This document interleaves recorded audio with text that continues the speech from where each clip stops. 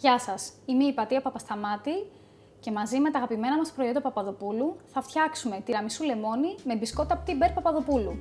Θα χρειαστούμε 100 ml λεμοντσέλο, 3 με 4 κουταλιές ζάχαρη άχνη, 3 λεμόνια, 1 κιλό τυρί κρέμα μασκαρπόνε και ένα πακέτο μπισκότα Παπαδοπούλου Πτυμπέρ. Ξεκινώντας, θα φτιάξουμε την κρέμα μας ανακατεύοντας το μασκαρπόνε με τη ζάχαρη άχνη.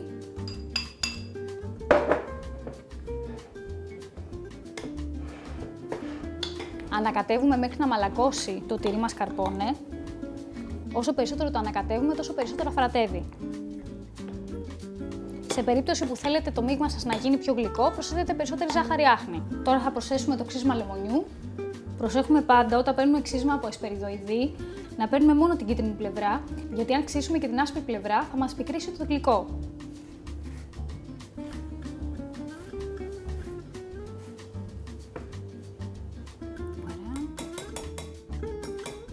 Ανακατεύουμε πάλι. Είμαστε έτοιμοι να τοποθετήσουμε τα μπισκότα μας. Πριν όμως τα βάλουμε στο σκεύος μας, θα προσθέσουμε κάτω στο πιάτο που θα χρησιμοποιήσουμε λίγη κρέμα μασκαρπόνε, έτσι ώστε στο σερβίρισμα να μην μας γλιστράνε και φεύγουν. Βουτάμε ένα-ένα τα μπισκότα μέσα στο λεμοντσέλο, όχι πολύ, και κάνουμε την πρώτη στρώση. Ωραία. Συνεχίζουμε με την κρέμα μασκαρπόνε.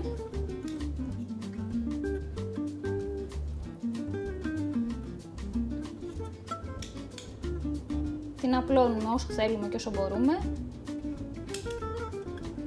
και συνεχίζουμε με την επόμενη στρώση από μπισκότα. Συνεχίζουμε με άλλη μία στρώση από τυρί κρέμα μασκαρπόνε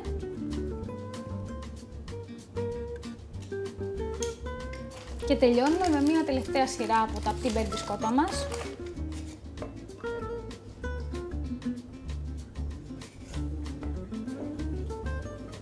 Εσείς μπορείτε να συνεχίσετε αυτή τη διαδικασία μέχρι το επιθυμητό ύψος.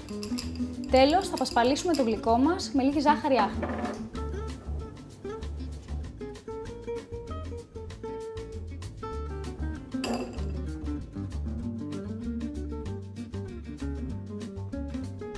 Το γλυκό μας είναι έτοιμο. Καλή σας όρεξη!